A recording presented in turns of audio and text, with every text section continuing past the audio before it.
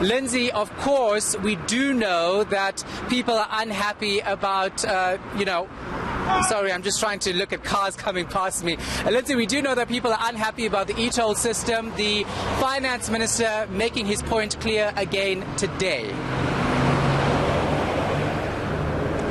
Yes, Shahan, a little bit of confusion over what the minister actually said yesterday when he delivered his medium-term budget policy statement and what was actually in the speech that was circulated to MPs later. And that was really where they sought clarity from him earlier today when he was answering questions before the finance committees. We know that the finance minister said the user must pay principle will have to apply.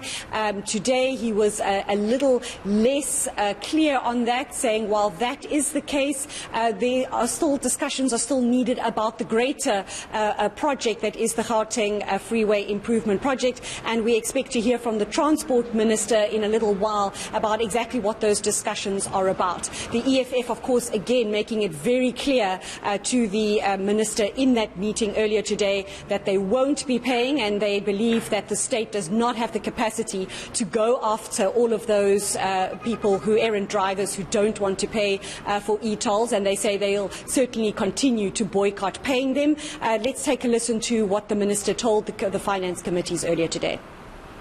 We have probably been communicating this matter wrongly. We'll probably spend more time talking about the user pay principle, which is correct, than the actual substance of the Gauteng Freeway Improvement Project. That's what we should be talking about.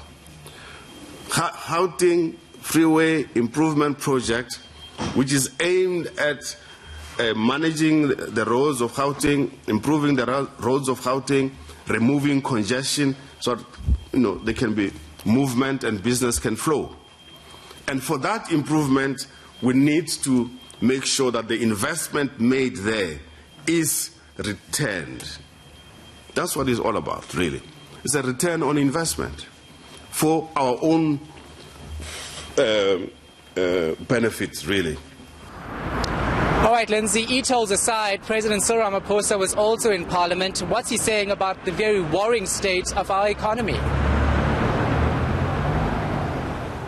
Well, we know the President to be the eternal optimist. Today he said it was, there was no avoiding that the economy is in a really dire state, but he believed that things could get turned around. He said it didn't make sense to borrow more money to get South Africa out of its debt trap, and that South Africans needed to be a little bit more patient until the economy can be stimulated somewhat, and that we can get more people contributing to taxes, and get more people working again. So he says it will take time. There's an investment summit, as we know, coming up early next month, and the President himself has been travelling around the world trying to get investment to South Africa, and but he says it's going to take a little bit of time, but all is not yet lost.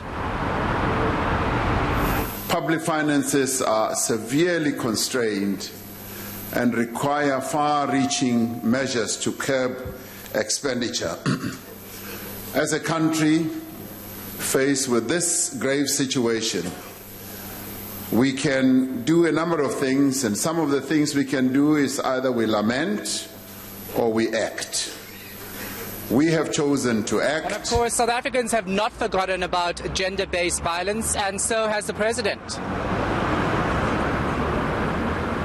They certainly haven't. The MPs posed questions to him today to want to know what progress has been made since he made that announcement that 1.1 billion rand would be spent on gender-based violence programs. And the President today informing the House that in fact that amount of money, that budget for that program is now 1.6 billion rand. Treasury had instructed all departments to go and look at how they can reprioritise their spending and find the money, and that's how much money they have come up with. The President President also announcing that 200 social workers have been appointed and several million rand being set aside for care and victim support.